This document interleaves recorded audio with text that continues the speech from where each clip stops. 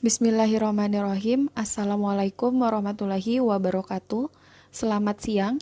Sebelumnya terima kasih kepada pembimbing kami, Dr. Sukses Hadi, spesialis kulit dan kelamin. Di sini saya Nurainun dan teman saya Dwi Prahesti akan mempresentasikan referat kami dengan judul Manifestasi dan Penanganan COVID-19 di Kulit. Pendahuluan, SARS-CoV-2 menjadi patogen penyebab coronavirus disease 2019 atau kita sebut biasanya COVID-19, di mana pertama kali dermatologis Prancis melaporkan pada awal April 2020 tentang manifestasi kelainan kulit pada COVID-19. Manifestasi kelainan kulit ini itu dapat berguna untuk mengidentifikasikan orang tanpa gejala COVID-19. Untuk definisi, penyakit coronavirus 2019 atau kita sebut COVID-19 itu adalah infeksi virus yang disebabkan oleh Severed Acute Respiratory Syndrome coronavirus tipe 2 atau SARS-CoV-2, di mana etiologinya itu ada dua, yaitu vaskulitis mikrovaskular diffuse dan terjadi sebagai efek langsung dari virus. Epidemiologi, secara global, kasus baru dan kematian baru COVID-19 per minggunya mengalami penurunan.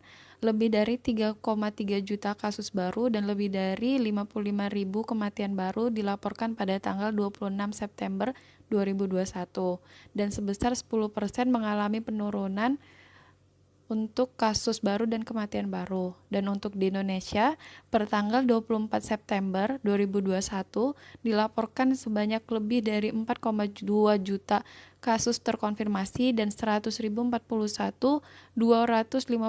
kasus kematian dilaporkan. Dan ini juga mengalami penurunan dari minggu sebelumnya sebanyak 27%. Dan untuk manifestasi kulit yang biasanya ditemukan terbanyak adalah lesi makulopapular sebanyak 44,4%. Mekanisme di balik temuan manifestasi kulit pada pasien COVID-19 ini belum diketahui. Sebagian besar teori mengimplikasikan sistem imun sebagai pendorong temuan manifestasi kulit pada pasien COVID-19. Berikut ini ada beberapa teori atau hipotesis yang akan menjelaskan mekanisme terjadinya manifestasi kulit pada pasien COVID-19. Yang pertama, reaksi imunologis yang menyatakan lesi kulit berhubungan dengan reaksi imunologis terhadap partikel virus dalam pembuluh darah di kulit yang menyebabkan vaskulitis limfositik. Lalu yang kedua, sel Langerhans. Sel Langerhans ini diaktifkan sebagai respon terhadap virus yang menyebabkan spongiosis dan vasodilatasi.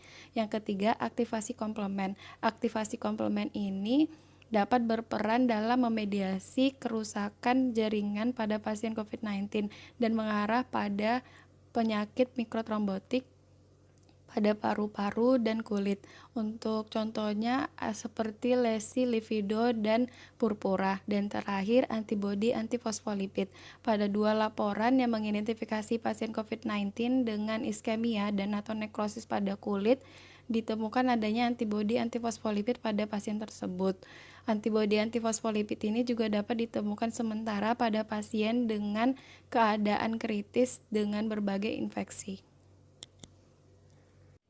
Manifestasi kelainan kulit pada COVID-19 itu pertama ada ruam makulopapular yang ditandai dengan makula eritematosa yang ditutupi dengan papula kecil atau plak besar dan biasanya durasinya ini rata-rata sekitar 9 hari. Vesikular adalah gelembung kecil yang berisi cairan dan sering mempunyai dasar eritematosa.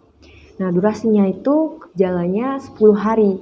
Nah, pada pasien COVID-19 biasa ditemukan 1,1% pada pasien COVID-19. Chilblains, pasien biasanya datang dengan papula dan makula eritematosa atau kunguan, bula atau pembekakan pada jari. Nah, biasanya durasi rata-ratanya itu 12 hari. Nah, lebih sering terjadi pada pasien yang lebih muda, rata-rata umur 32 tahun. Livedoresmosa adalah ruam kulit kemerahan atau kecoklatan yang memiliki pola seperti jaring, di mana durasinya itu 9 hari, dan livedoresmosa ini umumnya terjadi pada pasien yang lebih tua dengan usia rata-rata 60 tahun. Selanjutnya penanganan COVID-19 pada kulit. Yang pertama, lesi erythematosus confluens atau makulopapular atau morbilliform. Lesi ini dapat sembuh dalam beberapa hari tanpa pengobatan, dan yang dapat dilakukan adalah memantau dari lesi itu sendiri. Yang kedua, lesi urtikaria dapat ditangani dengan pemberian antihistamin, kortikosteroid oral, dan bedak kocok. Lalu yang ketiga, lesi seperti chilblain. Ini dapat diterapi dengan terapi konservatif dengan teknik pemanasan, pemberian NSAID, dan kortikosteroid topikal. Selanjutnya, eksantema papulofesikular. Ini dapat sembuh secara spontan dalam beberapa hari tanpa pengobatan sehingga dapat dipantau saja. Selanjutnya, lesi peteki atau purpura. Lesi ini dapat diberikan kortikosteroid sistemik untuk penanganannya. Dan yang terakhir, lesi seperti livedo reticularis atau racemosa. Ini dapat sembuh dalam beberapa jam tanpa pengobatan untuk lesi yang unilateral. Untuk lesi yang bilateral ini membutuhkan waktu beberapa hari. Untuk prognosis, lesi seperti chilblain sering terjadi pada pasien yang lebih muda, yang memiliki prognosis lebih baik daripada pasien yang lebih tua. Temuan klinis kutaneus mikrotrombotik tampaknya menunjukkan prognosis yang lebih buruk. Sebagai penutup, COVID-19 didefinisikan sebagai penyakit yang disebabkan oleh virus corona baru yang disebut dengan SARS-CoV-2. Manifestasi kulit pada pasien COVID-19 dapat diatasi dengan penggunaan antihistamin dan kortikosteroid. Namun untuk lesi makulopapular, eksantema papulofesikular, dan livedo retikular hanya dapat dipantau saja karena dapat sembuh dengan sendirinya tanpa pengobatan. Pada pasien yang lebih muda, memiliki prognosis yang lebih baik, dan adanya temuan klinis kutaneus mikrotrombotik menunjukkan prognosis yang lebih buruk. Mungkin itu yang dapat kami sampaikan. Salah hilaf mohon dimaafkan. Wassalamualaikum warahmatullahi wabarakatuh.